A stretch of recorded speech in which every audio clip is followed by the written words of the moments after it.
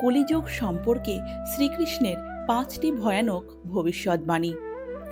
আজ থেকে 1000 বছর আগে অর্থাৎ দাপর যুগ ও কলিযুগের সন্ধিক্ষণে ভগবান শ্রীকৃষ্ণ পঞ্চপাণ্ডবের উদ্দেশ্যে কলিযুগ সম্পর্কে 5টি ভবিষ্যৎবাণী করেছিলেন। আর এই ঘটনা লিপিবদ্ধ করা হয়েছিল উদ্ভব গীতা গ্রন্থে। বলাই বাহুল্য, ঈশ্বরের বাক্য কখনো বিফলে যায় না। আর আজ তাই এই ঘোর কলিযুগে সেই 5টি ভবিষ্যৎবাণী মিলে গিয়েছে অক্ষরে অক্ষরে। আপনাদের কাছে আজ তুলে ধরা হলো পঞ্চপাণ্ডব ও ভগবান শ্রীকৃষ্ণের মধ্যে সেই ঘটে যাওয়া ঘটনাটি, যার মাধ্যমে কলিযুগ সম্পর্কে ভগবান শ্রীকৃষ্ণ চমকে দেওয়ার মতো 5টি ভবিষ্যৎবাণী করেছিলেন। সময়টা ছিল দাপর যুগের শেষ ভাগের দিকে। কুরুক্ষেত্রের যুদ্ধ অতিক্রান্ত হয়েছে অনেক বছর আগে। হস্তিনাপুরে পঞ্চপাণ্ডবরা বহুকাল রাজত্বও করেছেন। আর অন্যদিকে দরজায় কড়া নাড়ছে ভয়ঙ্কর কলিযুগ। এমনই এক সময়ে পঞ্চপাণ্ডব ভগবান শ্রীকৃষ্ণকে একদিন প্রশ্ন করেছিলেন, হে মাধব, কলিযুগ প্রায় এসে পড়েছে, কিন্তু কলিযুগ কেমন হবে সে সম্পর্কে আমরা কিছু জানি না। দয়া করে আপনি আমাদেরকে কলিযুগ সম্পর্কে ধারণা প্রদান করুন।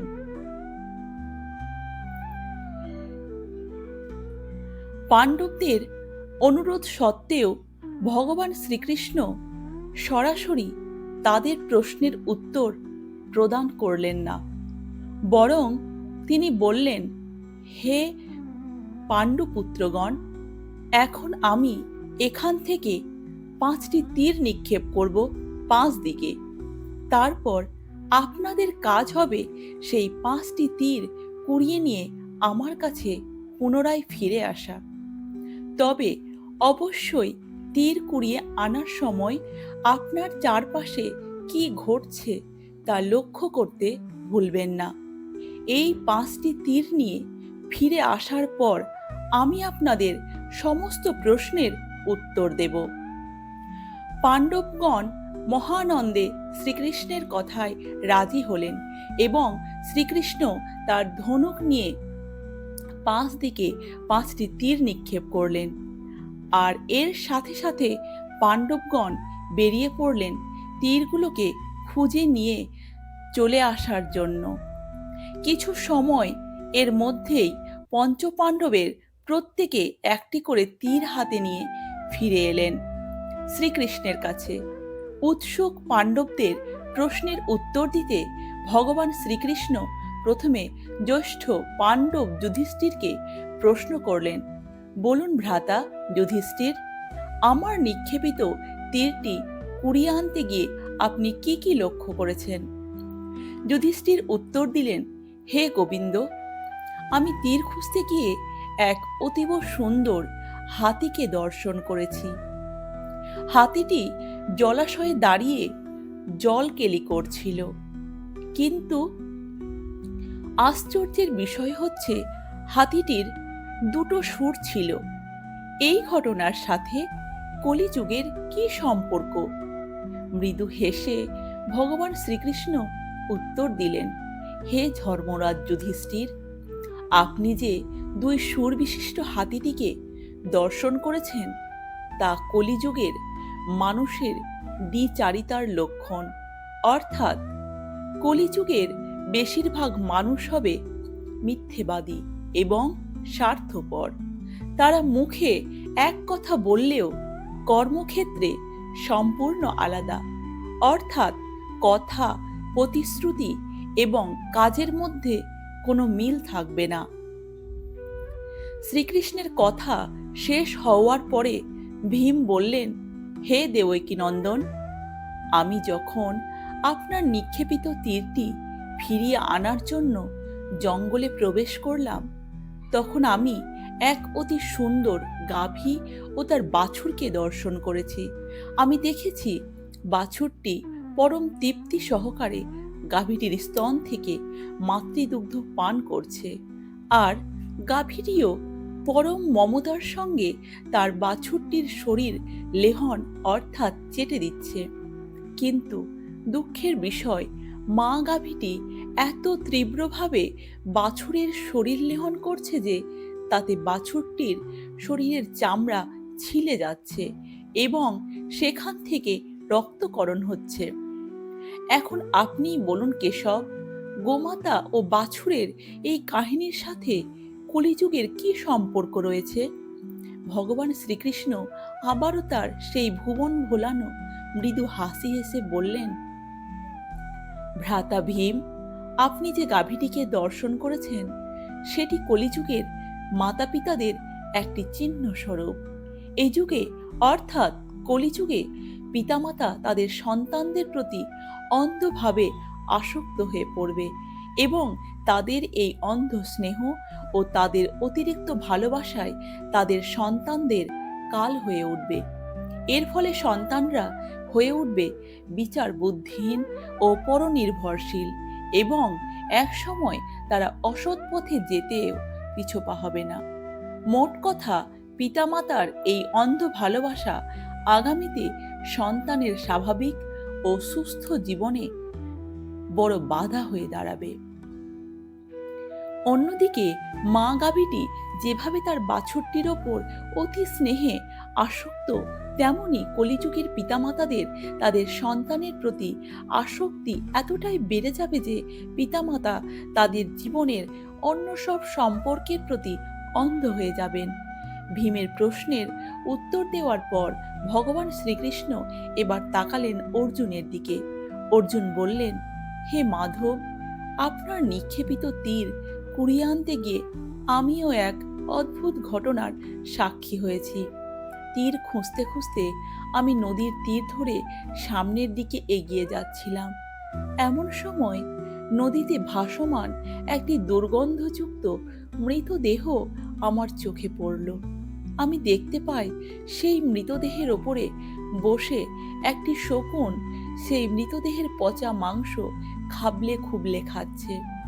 তবে অবাক করার মতো ব্যাপার হচ্ছে, সেই শকুনটির দুই ডানার ওপরে স্পষ্ট অক্ষরে লেখা রয়েছে মহাপবিত্র বেদ মন্ত্র। পরবর্তীতে আমি আপনার নিক্ষেপিত তীরখানি কুড়িয়ে ফেরত এনেছি, তবে সেই ঘটনাটা আমি কিছুতেই ভুলতে পারছি না। অর্জুনের মনের অবস্থা বুঝতে পারলেন ভগবান শ্রীকৃষ্ণ। তিনি বললেন, হে পার্থ, তোমার দেখা ওই শকুনটি কলিযুগের ভণ্ড সাধকদের একটি প্রতীকী রূপ। কলিযুগে ভণ্ড সাধকের পরিমাণ বহু গুণ বৃদ্ধি পাবে। এ সকল ভণ্ড সাধকদের ধার্মিক, জ্ঞানী ও আধ্যাত্মিক শক্তি সম্পন্ন হিসাবে জগতে খ্যাতি বিরাজ করবে। তবে তাদের প্রকৃত মানসিকতা হবে শকুনের মতো ধূর্ত ও স্বার্থান্বেষী। তারা বাইরে ধার্মিক বেশ ধারণ করবে, ধর্মজ্ঞ হিসাবে নিজেকে প্রচার করবে এবং আধ্যাত্মিক শক্তি সম্পন্ন হিসাবে নিজেকে মানুষের কাছে তুলে ধরবে, কিন্তু আসলে তারা হবে শাস্ত্রজ্ঞানে অজ্ঞ। তারা ধর্মকে ব্যবহার করে নিজের পার্থিব স্বার্থ উদ্ধার করবে, অন্যদিকে তাদের অনুসারীদের করবে ধর্মভ্রষ্ট।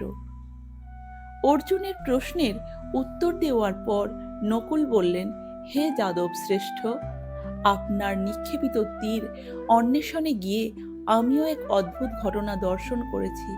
তীরের সন্ধানে আমি যখন পাহাড়ের পাদদেশ ধরে সামনের দিকে এগিয়ে যাচ্ছিলাম, তখন আমি লক্ষ্য করলাম এক প্রকাণ্ড পাথর খণ্ড পাহাড়ের চূড়া থেকে তীব্র বেগে গড়িয়ে সমতলের দিকে ধাবিত হচ্ছে। পাথর খণ্ডটি এতটাই ভারী যে পাহাড়ের ওপরের মোটা গাছগুলো সেটাকে আটকাতে পারছিল না। বড় বড় গাছে ধাক্কা খাওয়ার পরেও পাথর খণ্ডটির গতি কমছিল না। সব কিছুকে লণ্ডভণ্ড করে পাথরটি প্রচণ্ড গতিতে পাহাড়ের পাদদেশের দিকে এগিয়ে আসছিল। কিন্তু অবশেষে সামান্য একটি লতা গুমল জাতীয় উদ্ভিদের গায়ে এসে পাথরটি এমনভাবে আটকে গেল যে সেটির গতি সেখানেই নিঃশেষ হয়ে যায়। হে যদুকুল শিরোমণি, আমার দেখা পাথরের এই ঘটনাটি কলিযুগের সাথে কিভাবে সম্পর্কযুক্ত তা আমাকে দয়া করে বর্ণনা করুন। উত্তরে ভগবান শ্রীকৃষ্ণ নকুলকে বললেন, হে নকুল, তোমার দেখা ওই পাথর কলিযুগের মানুষের পাপের চিহ্ন। কলিযুগের মানুষের পাপের বোঝা ঠিক ওই রকম পাথরের মতো ভারী হবে এবং সেই পাপের কারণে সমস্ত বিশ্বজগৎ লণ্ডভণ্ড হয়ে যাবে। তুমি পাথরটিকে যে বড় বড় গাছগুলোর সাথে ধাক্কা খেতে দেখেছো, সেই গাছগুলো হচ্ছে নানা মত ও নানা পথ। কলিযুগে নানা পথ ও মত বিস্তার লাভ করবে, কিন্তু সেগুলো মানুষের প্রকাণ্ড পাপের বোঝাকে প্রশমিত করতে পারবে না। তবে তুমি যে লতা গুমল জাতীয় উদ্ভিদে পাথরটিকে আটকে যেতে দেখেছো, সেটি হচ্ছে হরিনাম। অর্থাৎ কলিযুগে একমাত্র আমার শরণাপন্ন হলেই কেবল মানুষ তার পাপের বোঝা থেকে মুক্ত হতে পারবে। নকুলের প্রশ্নের উত্তর দিয়ে এবার ভগবান শ্রীকৃষ্ণ সহদেবকে প্রশ্ন করলেন, এবার তুমি বলো সহদেব, আমার নিক্ষেপিত তীর খুঁজতে গিয়ে তোমার কি অভিজ্ঞতা হলো? নকুল বললেন, হে ভগবান, আপনার ছোড়া তীর খুঁজতে খুঁজতে আমি এক গভীর জঙ্গলে প্রবেশ করেছিলাম। সেখানে আমি হঠাৎ তৃষ্ণার্ত বোধ করি এবং জলের খোঁজ করতে করতে থাকি। এক পর্যায়ে আমি দেখতে পেলাম জঙ্গলের গভীরে সারি সারি কুয়ো।